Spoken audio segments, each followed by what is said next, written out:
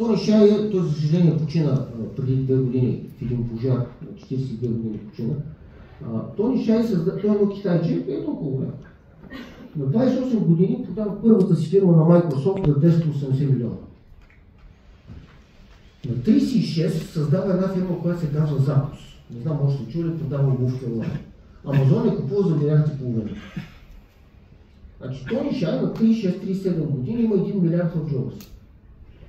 И аз имах късмета да съм на вечеря с него в Лас Вегас. Негов офис беше в Лас Вегас, електронен пръст. Само двамата и говорим двамата. Този човек за мен е Господ. На 36 години, умен като бръснач, 1 милиард в джоба си, целият свят му е в краката. Аз съм някакъв гашник от този, който не го искам да дадем. Той цялата вечер ми задаваше въпроси. Каква е тази интелектуална любознателност? Защото въпросът е нещо много красиво. Не знам, обаче искам да го науча.